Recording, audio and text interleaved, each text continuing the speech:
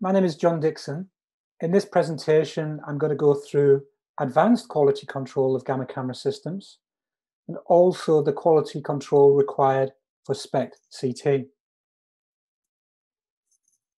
So if we look at the outline of the presentation, I will start with the advanced or occasional quality control. So it's still important, but not as it's still important, but maybe you don't do it as frequently as you would do with the essential quality control that we covered in the other presentation. And I'm going to take a similar approach to the essential QC presentation in that for us to understand what we should be looking for in our image quality, it's important for us first to understand what a bad SPECT image looks like, because then I can go on to tell you about how we should test the quality of the system to avoid these bad images. I'll then go on to talk about SPECT-CT quality control rather than SPECT-only quality control, and spend a little bit of time talking about what I call hybrid CT. So I'm now thinking about the CT that you can do on your SPECT-CT system. So we'll talk about hybrid CT quality control. And then we'll finish briefly discussing the quality control of semiconductor CZT scanners. So you'll be aware that these CZT scanners are coming into the market more and more. And it's worth looking at what the quality control of these systems looks like. So we'll look at the advanced QC, which I can consider as being looking at whole body mode tests, looking at multiple window spatial registration, looking at some software tests that we can do, and finally, very briefly touching on tests of our monitors that we report images from. So let's start with whole body mode tests. So you'll be aware that whole body mode is where our detector sweeps over the patient in a continuous motion. And this acts as an alternative to performing multiple static images of our patient. So we tend to do this if we're looking at bone, where we want to look at the uptake from the top of the head to the toe. And we can use these whole body sweeps to have a continuous scan of the patient. But there's some questions we've got to ask about this mode. Is the uniformity of response, is it uniform? Is there a uniformity response across the sweep? So we can think of that as having two components. We're talking about this continuous motion, but is that motion constant? Is it consistent? Because if it goes faster or slower at any point of its motion, then we won't get uniform response across our whole body scan. You'll also be aware that at the beginning and at the end of these whole body scans, there's some electrical ramping. So initially the detector doesn't move, but the system, what it does is it kind of ramps up the image to ensure that you get a consistent amount of time per row of your whole body data. The other thing to think about with our whole body imaging is about the positioning. Is the positioning of the data correct? Is the table couch motion at 90 degrees to the detector? And 90 degrees in both the across the bore, but also in the Z direction. Is it sagging as well? So what we can do is we can check whole body uniformity by scanning a uniform source, like a cobalt 57 flood source. And by doing that, that will help us determine if we have that uniformity of response across the sweep It'll help us find if the motion is constant. And it will also help us confirm that the electrical ramping is working effectively to give a consistent time per row of data. Whereas the positioning, what we can do is if we look at some whole body spatial resolution measurements by scanning line sources in the X and Y direction, if it's in the X direction, which is kind of across the ball, that will help us with the positioning. So as the sweep goes across the line source, are we getting the count appropriately positioned? We'll be able to find that out by looking at the spatial resolution in the X direction from this whole body sweep. And by placing the line source along the motion of travel, so the Y direction I'm calling it, that will help us determine whether the couch motion is at 90 degrees to the detector. It won't detect sag, but it will help us find out that the detector motion is orthogonal to the detector. Because if it wasn't, you might get a line, being blurred or going across multiple columns of the whole body data. These tests can be a little bit difficult to perform because your scanner manufacturer doesn't really expect these tests, or not designed to perform these tests. So we generally do them manually. They tend not to be an issue, but annual performance of these tests is worthwhile. Okay, multiple window spatial registration. So we know that the positional information we get from the gamma camera is given by these two equations here, the X bar and Y bar equation. So it's like a centroid calculation, looking at the signals from all our photomultiplier tubes and the position of those photomultiplier tubes in X and Y direction. Now, we also know that the energy that we get out from a scintillation is actually this sum of all the photomultiplier tube signals, this sigma SI.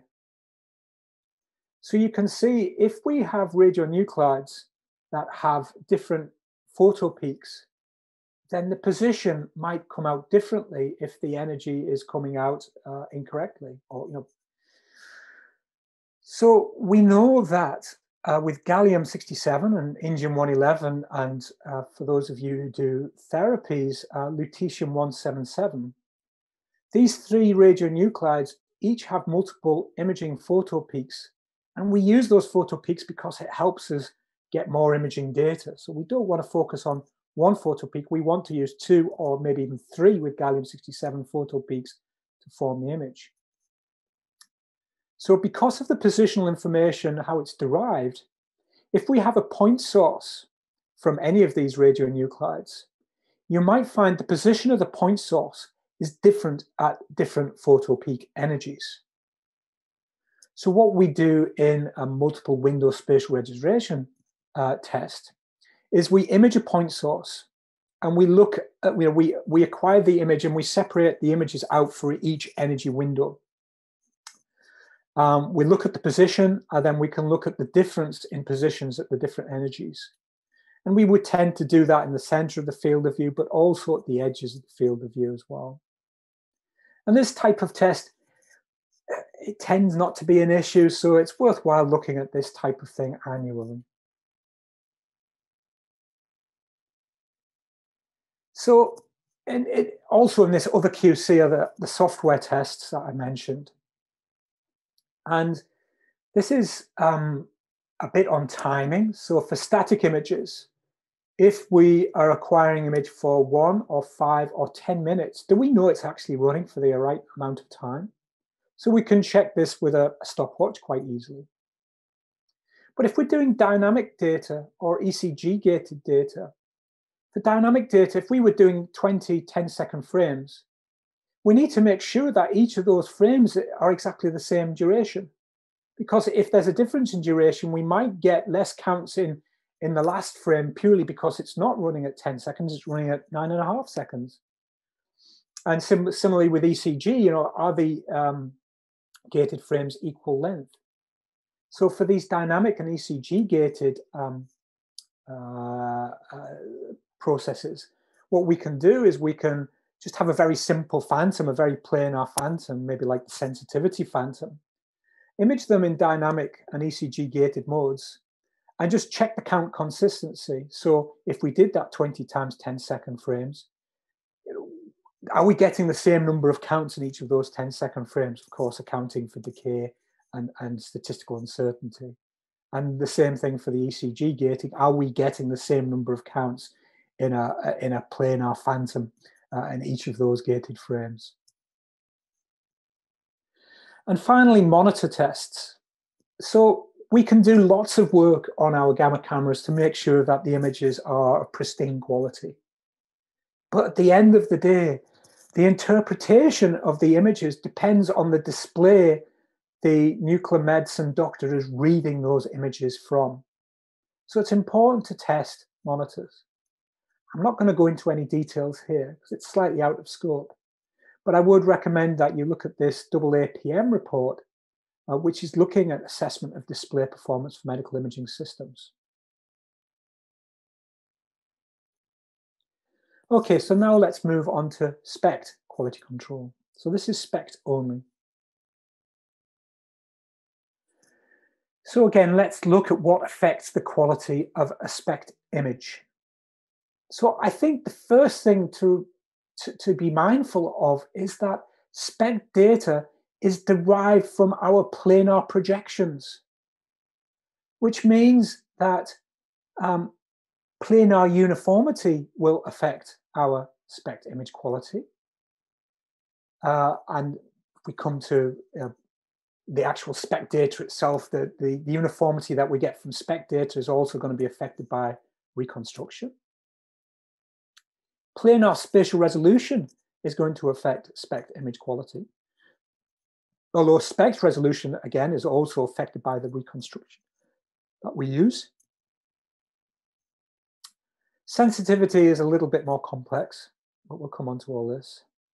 And then finally, there's also the mechanical alignment of the detectors. So I think, the heart of good quality control for a SPECT system is good quality control for a planar system. That's the start. But we'll look now at the other effects on uniformity and spatial resolution and sensitivity. But before that, we should just look again at some general considerations. So looking at the effects of these reconstruction choices. So I mentioned about the reconstruction filter affecting our images. So if we look at this data, this is the ball section of a JSAC phantom, which has been reconstructed with different reconstruction filters. So it's a Butterworth filter that's being used, and as we move from left to right, you can see that the cutoff frequency has changed. So the one at left is 0.4, 0.6, 1, 1.4. So as we increase the cutoff frequency, you can clearly see that the data becomes noisier, which is to be expected because you're allowing through more spatial frequencies. But actually, by allowing through more spatial frequencies, you also improve spatial resolution. So what filter you use will affect both the noise and therefore uniformity and the spatial resolution. If you're using iterative reconstruction, again, you have another noise and spatial resolution effect. So again, we're looking at the ball section of the JSAC phantom. And if we're looking from left to right, you can see we have one iteration with 10 subsets, 5 iterations with 10 subsets, 10 iterations with 10 subsets, and 20 iterations with 10 subsets. So what you can see as we're moving from left to right is that the data gets noisier, and therefore the uniformity of response gets poorer, but the resolution is better. Now, the reason for this is that when you do low numbers of iterations, you're not converging to the correct answer. When you get to high numbers of iterations, then you have got the final image. Remember, iterative reconstruction is making an estimate of the image, checking with the projections and going back and making further estimates. So if you make further and further estimates, then what happens is you naturally get closer to the truth. But one of the downsides of that is that the data gets noisier. So with increasing iterations, the data is getting noisier, less uniform, but the spatial resolution is improved. Some other things we've got to consider with reconstruction are the corrections that we use. So attenuation correction, it's essential for SPECT uniformity measurements, because otherwise we'll be just looking at the attenuation effect when we look at SPECT uniformity.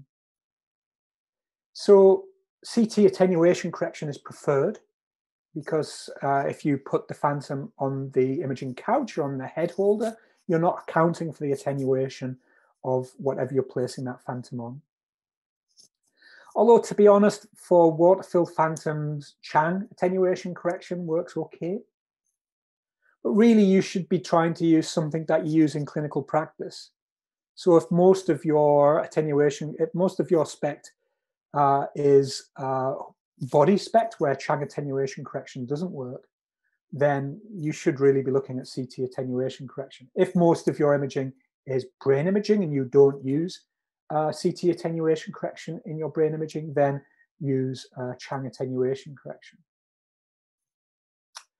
Scatter correction, well, the most common way of scatter correction is using multiple window, dual energy window, or triple energy window scatter correction. And what this does is it actually subtracts counts from the projection data, which increases noise and worsens uniformity. So be aware of that. Some software allows you to do Monte Carlo-based scatter correction, which is less problematic. And the other correction that we can apply in our SPECT data is resolution modeling, or resolution recovery, as some people call it. Theoretically, this improves spatial resolution. And the other thing to consider, again, before in the planar QC, we were talking about pixel size and how that can affect our measurements. Well, of course, in SPECT, it's exactly the same, although now we're talking about voxel size. So for some measurements where we want low noise, we might choose to use larger voxel sizes. For some measurements where we want better spatial sampling, we might choose to use smaller pixel sizes or voxel sizes. Although actually in SPECT, you tend not to play around with it too much. There's not the range of voxel sizes that we would choose compared to what we choose in planar quality control. So I've talked about all these different variables. What choices should we use for our SPECT QC measurements? Well, for spatial resolution, NEMA recommends the use of filter back projection rather than iterative reconstruction. And the reason for that is that filter back projection doesn't have issues with the number of iterations. It goes directly to the right answer. So it overcomes that issue. And the use of a ramp filter, basically what that does is it's allowing all spatial frequencies through, which maximizes the spatial resolution but produces a noisy image. But if you're looking at spatial resolution measurements, then you don't really care about that. You're requiring lots of counts, noise isn't an issue, and therefore you want to look at the optimal spatial resolution. The other reason for using a ramp filter is that it's consistent across manufacturers. Sometimes Butterworth filters or other filters can be defined in slightly different ways depending on which software you're using. A ramp filter is a ramp filter. There is no disagreement about what that is. But that might be what you do for like NEMA acceptance testing, or it might be what you do for absolute quantification of your spatial resolution. But probably more practically, it's also worth looking at using reconstructions that are similar to the ones that you use locally. Because really, you can say, well, my spatial resolution is 8 millimeters. But actually, if you're doing a whole body SPECT, a bone SPECT, and your radius of rotation is larger and you use a bit more filtering, then what you and your doctors want to know is, what is the spatial resolution that I can achieve using the reconstruction parameters I would use normally? So I suggest, yes, do the filter back projection with a ramp filter, but also look at your locally optimized reconstruction parameters. For uniformity, again, just be consistent and ideally use your locally optimized parameters. And as I said, always use attenuation correction. Okay, let's look at some measurements here, or some tests. SPECT uniformity. So actually, SPECT uniformity is not defined in the NEMA specification standards, probably because it's more of an operational concept than a specification one. And as I mentioned before, uniformity for the planar projections is more important, and what you get from your SPECT measurement is actually mostly dependent on the reconstruction parameters you use. However, it's still useful to look at this, and you should use a cylindrical phantom. We're looking at uniformity, so we want high count, low noise data. And as I mentioned, we should reconstruct with our local preference, but also to get absolute measurements, look at filter back projection with a ramp filter, which is consistent across different systems. We should apply attenuation correction and scatter correction if that is available. And how we analyze this is we apply profiles on numerous transaxial slices through the phantom. So you can imagine we might have 30 or 40 slices of our uniform phantom. So we should look at various slices, put profiles through the center, and we can examine those profiles to look at non-uniformity. And if you want to as well, you can also look at the integrated uniformity.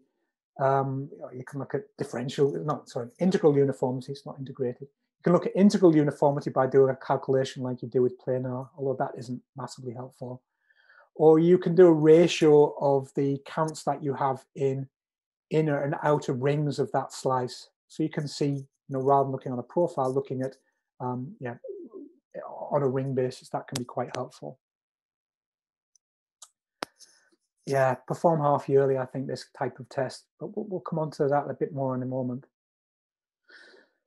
For SPECT spatial resolution, this one is defined in NEMA.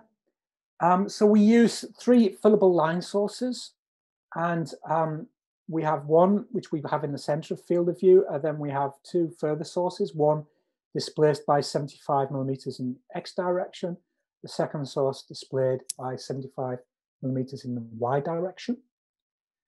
We can scan this phantom in air or actually place it into a cylindrical phantom. So you can buy jigs to put these sources into a cylindrical phantom. We acquire a high count image, and we want appropriate voxel sizes as well.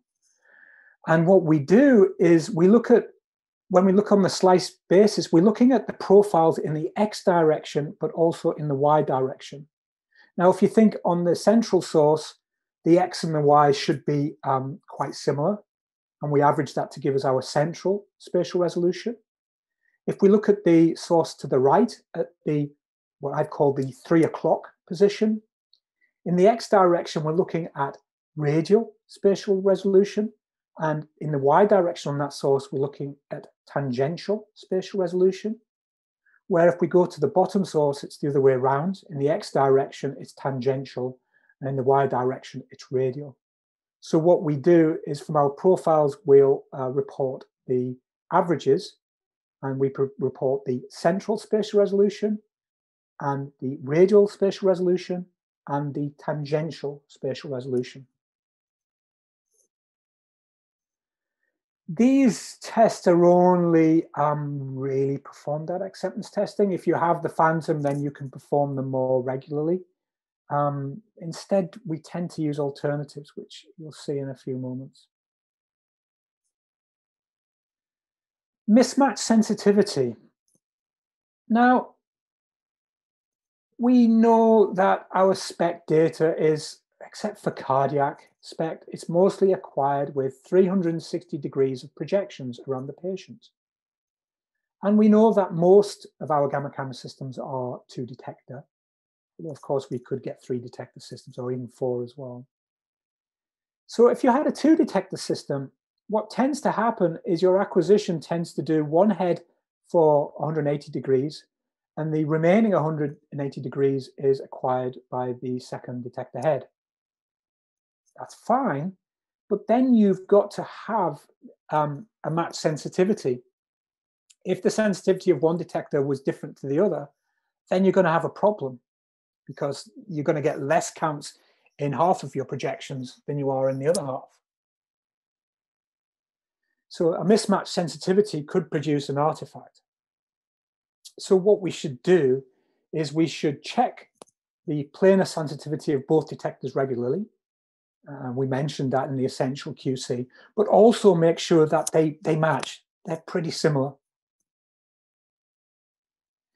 We can also check sensitivity at different angles at acceptance testing. So I think it's less of an issue now, but in times gone by, you would find that the sensitivity of the system would be different depending on the angle that the detector was at. So you can strap a flood source to a detector and rotate it around to see how the sensitivity changes. I just wanted to show you this image on the left here, or this panel on the left. So at the top, on the left-hand side, it's actually a cine of the projection data. And what you might be able to see is that the left half of the image seems to have more counts than the right half of the image. And this is because of a difference in sensitivity. So if I rolled this cine round, you would see that move. So in the diagram labeled B, what I've done is I've showed a profile of the counts per projection. And this is a JZEC phantom, so it should be pretty level across that profile. But you can see on some projections, the sensitivity or the number of accounts acquired is reduced in the middle there compared to the earlier and later projections. So we have some mismatched sensitivity. So it's quite difficult to see it visually, but in the middle panel, if you look hard enough at the filtered back projection and Chang measurement, you might be able to see a slight gradient. It's a bit hotter. And maybe the filtered back projection without any attenuation correction, you can see it's a bit hotter at the top of that phantom than it is at the bottom. And what I'm trying to show at the plot at the bottom is, again, you can probably see on the bottom two plots, the orange and blue plots, that the edge on the left-hand side is higher than at the right-hand side. And this actually represents the top of the phantom and the bottom of the phantom. So what we're getting here, I'm showing you the artifact of having mismatched sensitivity. You'll get a gradient across the image if you have this issue.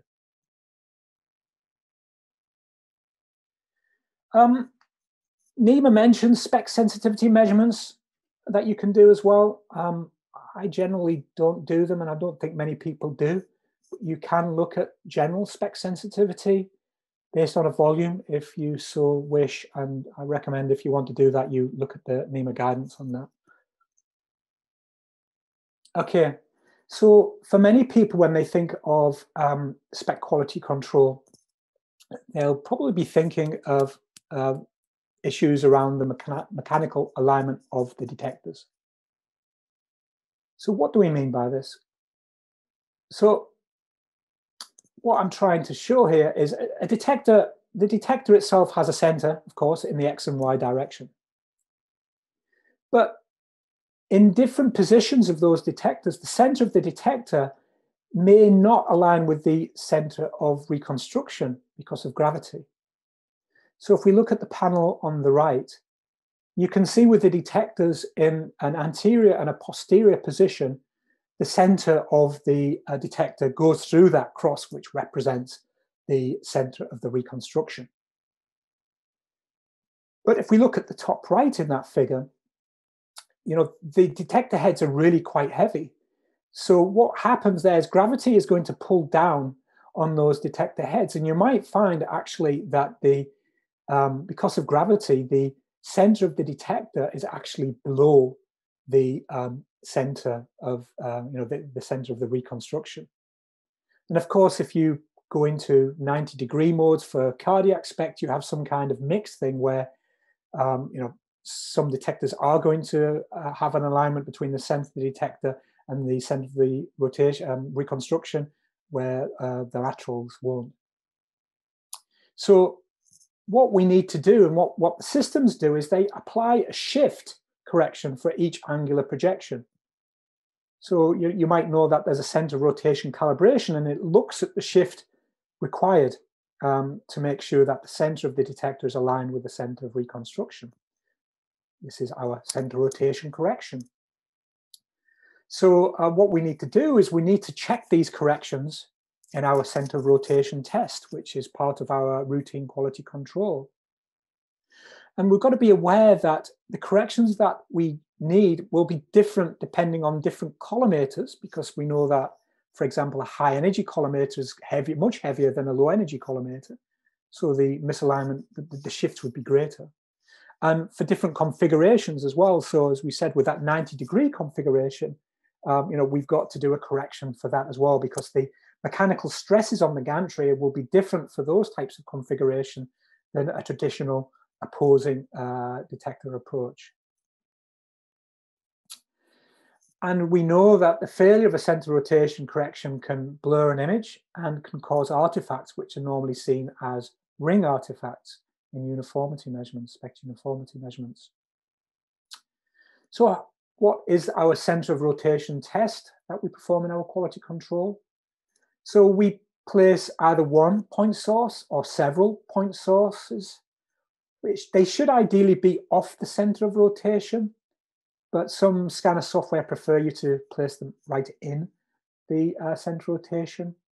Why might you use one source or multiple source? Well, if you're using one source, you're thinking you're only checking the center rotation in one transaxial slice, where if you have multiple sources, you're looking at multiple transaxial slices to make sure that the center rotation correction is correct.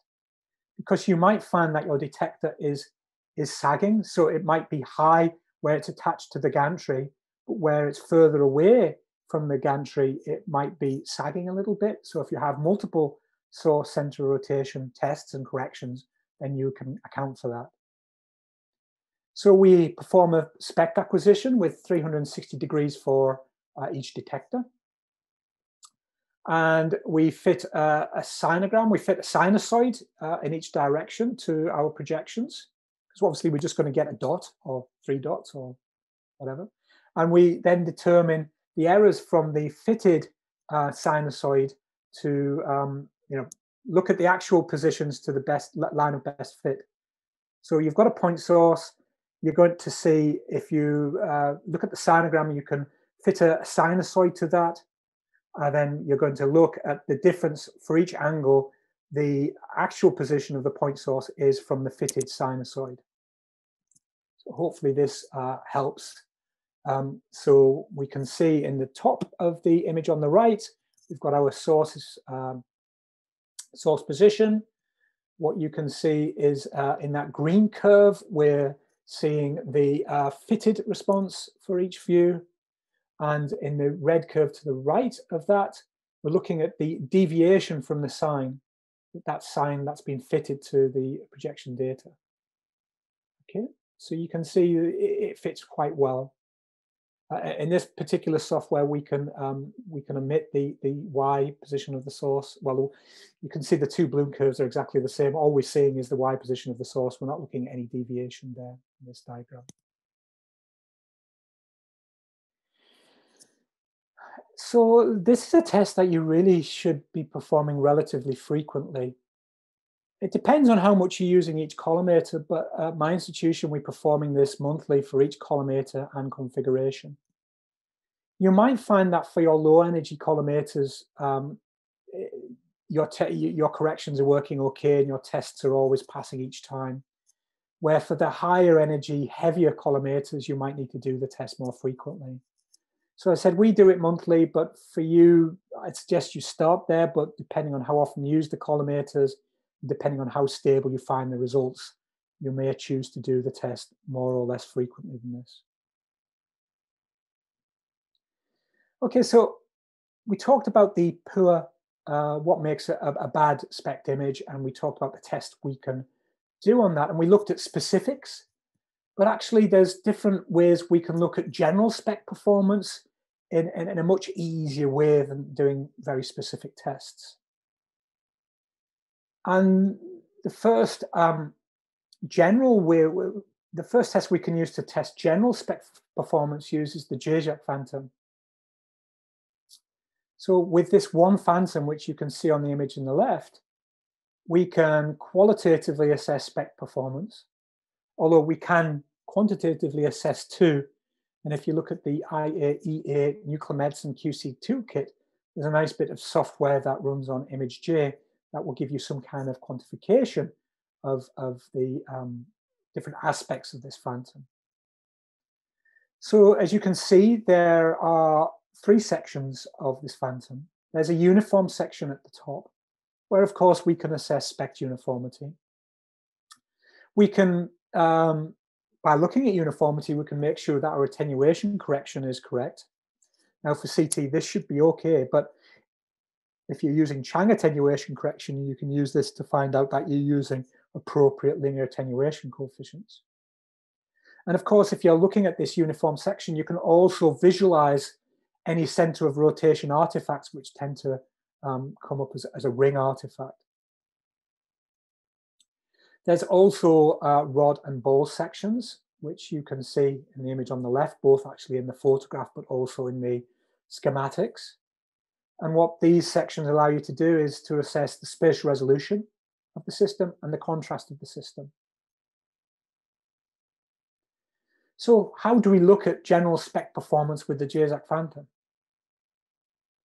Well, we fill the phantom with technetium, although of course, if we were interested in other radionuclides, we could use those as well. We want a high count, low noise image, because what we're wanting to see is not any noise effects. We're wanting to see the optimal performance, and we're wanting to see if there's any center rotation artifact.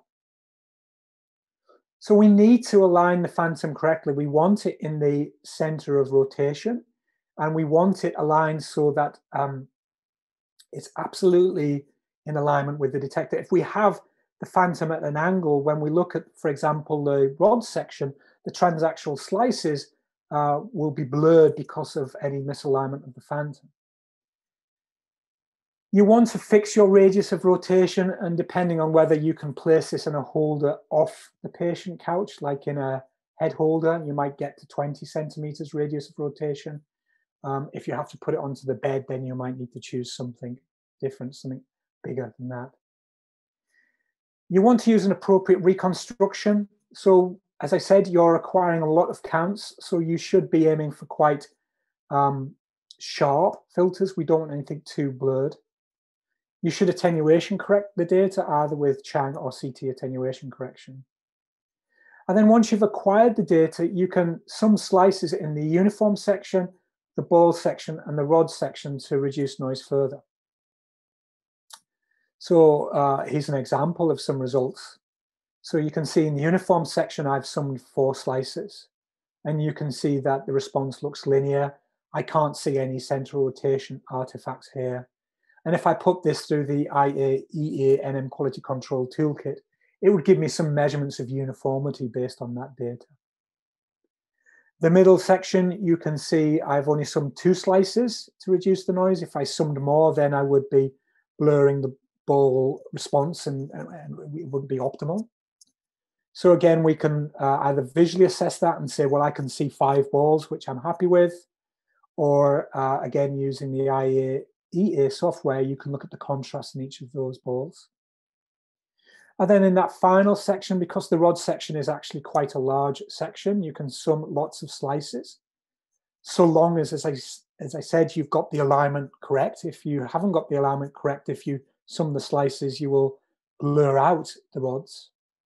So I would typically look at this and say that I can see 4 sections of this phantom, but that's it. So I would normally make a qualitative assessment on that.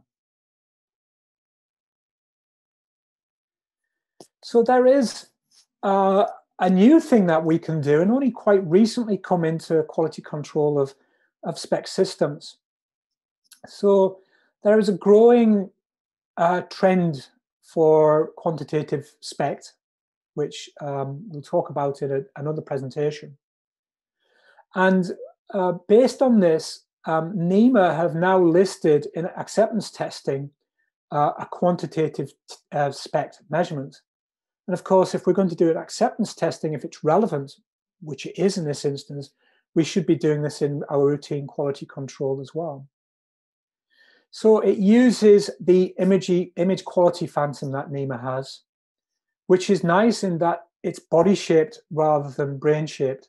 So if you think about the JSAC phantom, it's quite a small radius phantom, it's quite a small cylindrical phantom, where the NEMA image quality phantom is better for body imaging in that it's got a body shape and it's body sized. So this is, if you haven't seen the NEMA image quality phantom before, this is the image of it. This is a SPECT CT image. So you can see it's got quite a large uniform section, but it has spheres of different diameters as well, which we fill with a higher activity concentration. So we're looking at hot spheres in a hot background. There's also a section in the middle, which is a lung section, which is supposed to look at the scatter correction of your system. So actually, how we analyze this data is we process it in pretty much the same ways as we do for PET scans when we're using this phantom. So we know what activity we've got in each of those spheres, so we can see how close the value is. We can measure the activity concentration in those spheres and see how close we are to the true value. We also know the contrast between the spheres and the background, so we can look at the contrast recovery as well. And of course, we know that with limited spatial resolution of SPECT, as we get smaller spheres, we're not going to recover all the activity or all of the contrast, which is what you're seeing in the images here. As the spheres get smaller, the signal gets smaller until when we get to the smallest two spheres, they're barely detectable. Because there's quite a large background component here as well, we can also put regions of interest in the background compartment too, and look at the variability of the signal in the background compartment. One small criticism of this measurement is that this phantom has been designed for PET, and as we know, SPECT doesn't have the spatial resolution that PET has, or certainly in clinical systems. So maybe some of the smallest balls on this phantom are too small for SPECT applications, but it's certainly still a worthwhile test. I should also say, we can do this test with technetium, but if we do a lot of lutetium imaging, we might want to do it for lutetium as well, or any other imaging that we do. We can fill this phantom with different radionuclides, and of course the response will be different depending on the radionuclide we use. So I'm coming on to SPECT CT quality control now, and really there is only one SPECT CT test, which is the alignment of the SPECT and CT. So we know in our SPECT CT systems that the SPECT gantry and the CT gantry are in different positions, but we know the translation from one gantry to the other. So what the system generally does is it is set up to deal with this known displacement, but there's still a software correction used to correct for any residual differences in the displacement. So if you imagine, when the system's installed, the engineer will say, I know that there's 1 meter from the center of the SPECT field of view to the CT field of view. That's fine, but actually you might find that when you start imaging phantoms, there might be millimeters or so here or there. So that's what the software correction does. It deals with any residual differences in the displacement to make sure that your SPECT and CT are perfectly aligned. What the software correction also does is it accounts for bed sag as well.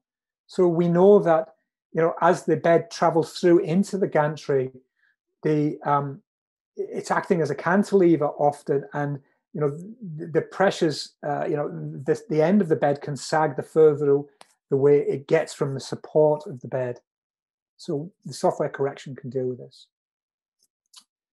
So how we test for this? Generally, we use manufacturer-specific phantoms. Your manufacturer will provide you with a phantom and suggest that you do the test using their phantom. Although you could use a JSAC phantom or a NEMA image quality phantom too as an independent check, and just look at the displacement of the various components. And you should perform as regularly as recommended by your system manufacturer. So here is an image of the phantom you get with from GE Healthcare. So you can see some syringes in some kind of foam phantom. Now those syringes are filled with a technetium solution, which means that when we CT them, you can see them on CT, and when we SPECT them, you can see them in SPECT. So then we can look at the center of those sources on the SPECT and CT to work out if the alignment's there and if any further corrections are required.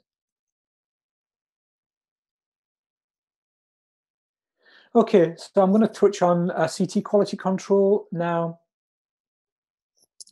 So when we think of the CT we have in our SPECT CT scanners, there's a wide range of capabilities. So, some CTs are really quite limited on what you can do on SPECT CTs, where others have the full range of parameter setting, which can be similar to what you have in a standalone device. So I think you have to be mindful of the capabilities of your CT scanner when you're doing the CTQC. What I'm going to go through here is going to be assuming that you have a full range of parameters that you can set, and you might need to just dial down some of the QC tests if you're more limited in what you can do on your particular system. So there's three types of checks that we should be doing on our hybrid CT, on our SPECT CT scanners. There's some daily checks, there's some image quality checks, and there's some tube output checks. So the daily CT quality control, again, it tends to be manufacturer dependent. So if you look in the panel on the right, you can maybe recognize something from your system. It's two different system manufacturers there. But what they do is pretty much the same. What they do is they'll do a tube warm-up. So you need to warm up the CT tube to get to a relatively high temperature so that it performs optimally and consistently. So the first part in your QC is just getting the CT tube up to temperature. And what you might actually find is that if you've got a SPECT CT system and you're not using it every patient, you might find that you need to do this tube warm up again before you scan a patient. So maybe if you're in the afternoon and the CT tube hasn't been run for 2 or 3 hours, you might be told by the system to warm up the tube before you perform your SPECT CT scan, because it becomes cold if it's not being used enough. The second part of the daily quality control is a check of detector outputs. So the CT tube will fire X-rays at the detectors, and the detectors will make sure they've got signal and things are coming out and of the right magnitude, etc.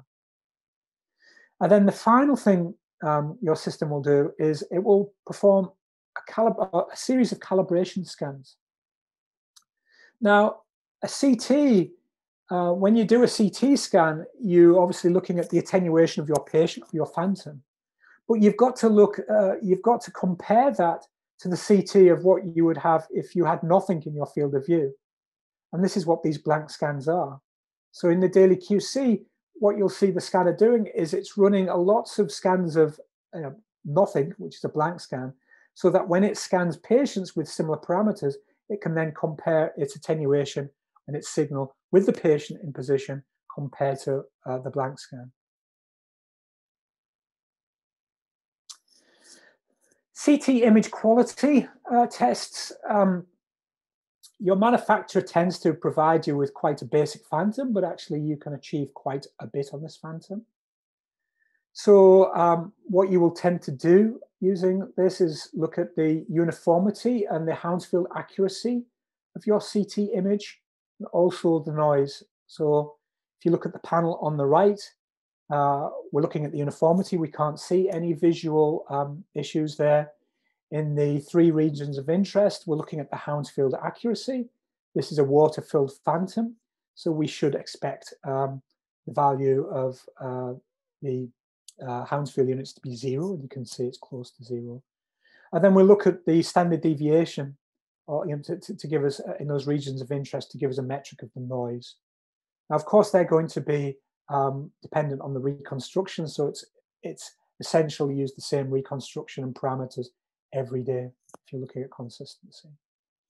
These phantoms also have elements in them where you can look at low contrast detectability, you can look at spatial resolution, and you can look at slice thickness.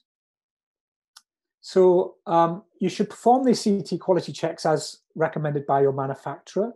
So some would recommend it daily, others might recommend, some might recommend the uniformity, Hounsfield unit accuracy and noise measurements to be performed daily, whereas other manufacturers might suggest you do that weekly. You can also talk to your CT medical physics expert if you're uncertain about what you should be doing. The low contrast detectability, the spatial resolution, and the slice thickness tends to be a 3-monthly type of test. You can also purchase dedicated CT quality control phantoms, such as the CAT fan. And it does all the things we've mentioned already better. So it does better uniformity measurements, noise measurements, contrast measurements, spatial resolution measurements, etc. It also has different density materials within the phantom.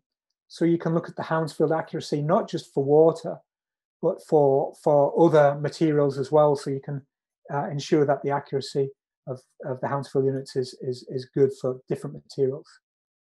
The CAT fan phantom will also have features in where you can check distance measurements.